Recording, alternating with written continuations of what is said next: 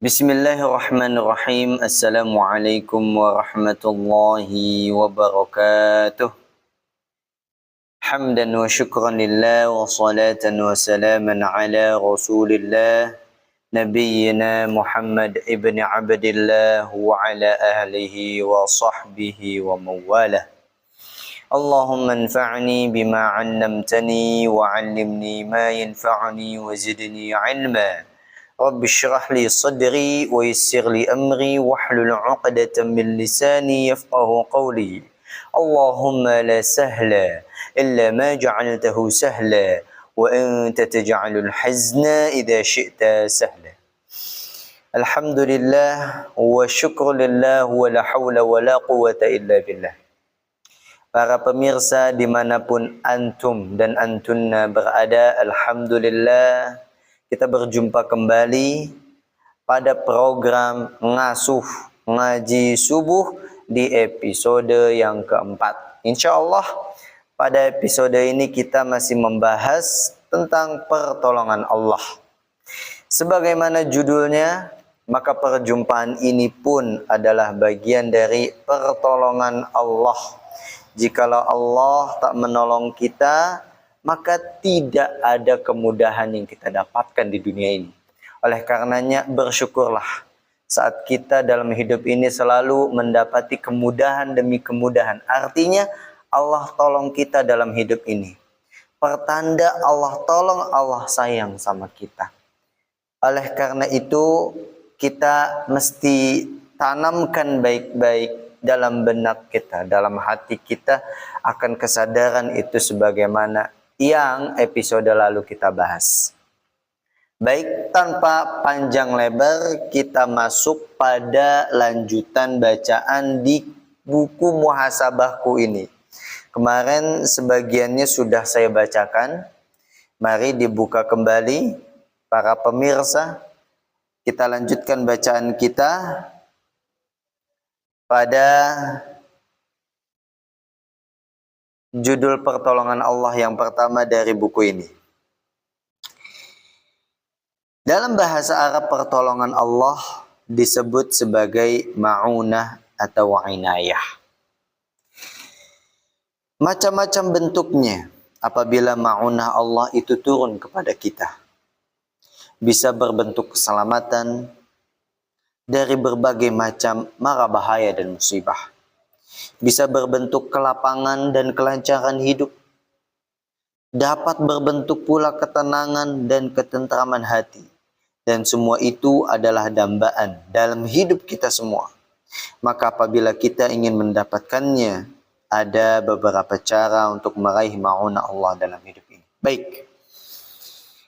Para pemirsa dimanapun antum dan antuna berada, izinkan saya untuk menjelaskan sedikit dari baris demi baris yang barusan saya baca.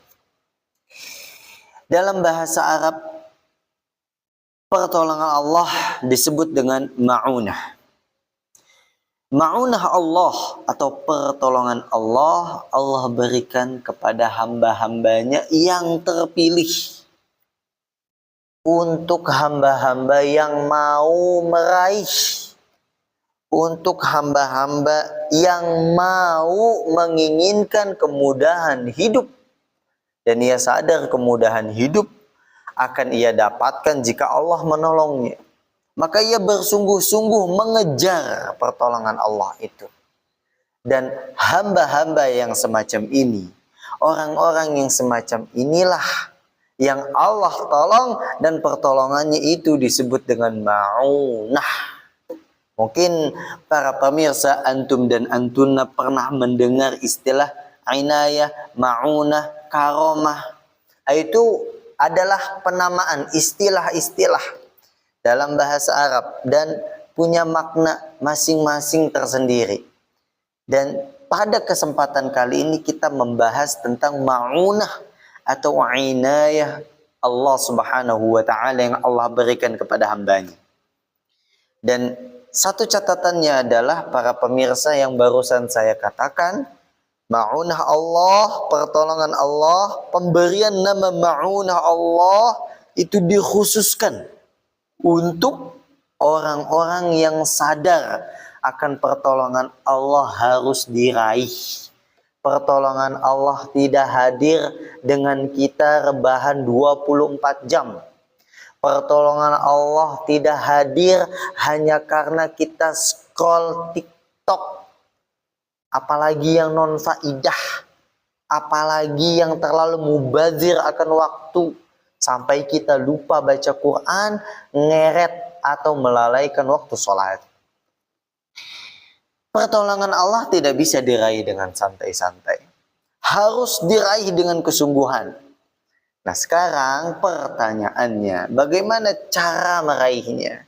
Itu pun ada step by stepnya, dan di buku ini akan dijelaskan.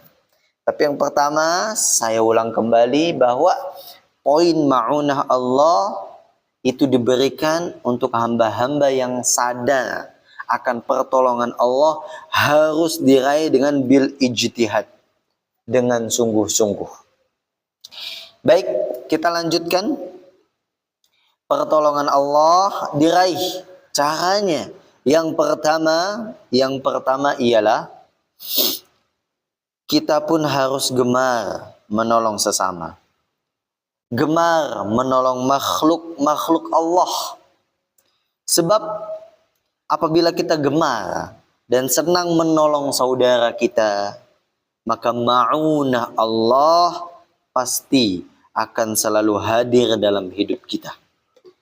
Sebagaimana Rasulullah SAW bersabda, "Wallahu fi 'aunil 'abd ma kana al-'abdu fi 'auni akhih."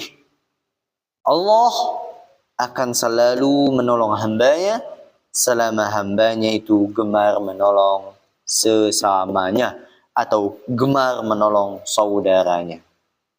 Baik, para pemirsa dimanapun antum dan antunna berada, catatan yang pertama untuk meraih pertolongan Allah itu adalah caranya dengan kita gemar menolong sesama, gemar menolong saudara.